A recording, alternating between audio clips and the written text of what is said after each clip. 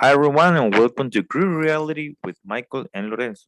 Today we have a very special topic that we're going to talk about, which is main problems in the tropical paradise of Costa Rica.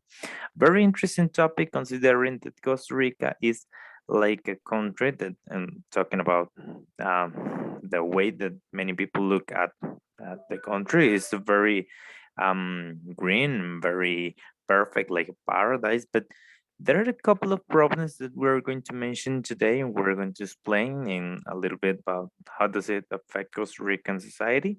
For example, with my partner Lorenzo, that is right here with us. So let's start with the first problem that affects Costa Rican society. Okay, the first problem that we have to mention is traffic jam. Traffic jam is a problem very normal in Costa Rica. It's a daily problem, and there are two responsible of this problem, which is the authority of MOPT, authority of streets and infrastructures like bridges in Costa Rica, and they have like simply ignoring the problem.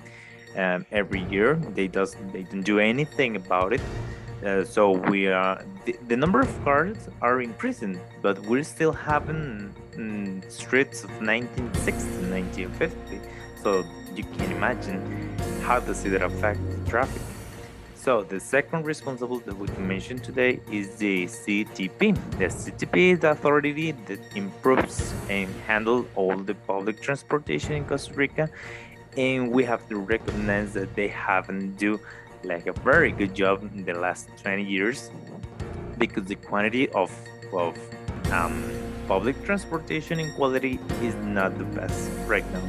Many people doesn't like to use public transportation because that means or is a synonym of um, insecurity and many other things that people doesn't like, many violence even in delinquency, and there is something that people doesn't like, and the security is not the best. I mean, talking about the machines and the transportation and the buses, they are very old, they are not modern at all, so many people prefer to go by car, but at the same time they are using streets of 1960 with an increasing number of cars every day.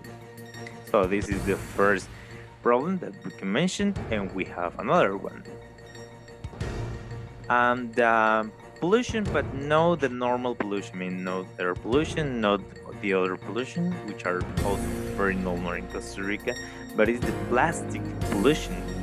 Considering that Costa Rica is a green country for foreigners and for like tourist people, I mean, they believe that Costa Rica is like a jungle full of free of pollution, contamination, air pollution, and many other things. Is not something like very real.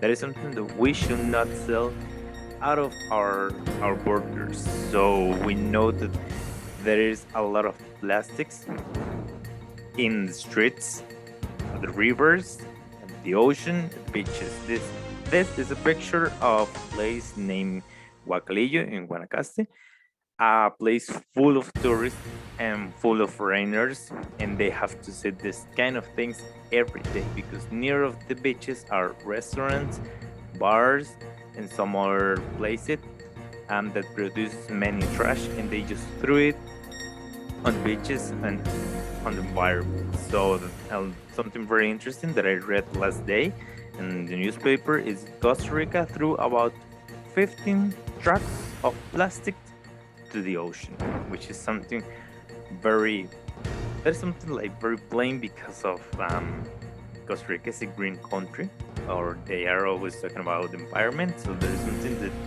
is not very good for the image of Costa Rica out of our border. So let's keep with our good friend Lorenzo, which is going to talk to you about the other problems that we're going to mention today. Good night, Michael. Good Right? night, Costa Rica. In other news, we will talk about safety. Thousands of tourists arrive in Costa Rica when insecurity overflow on the coast.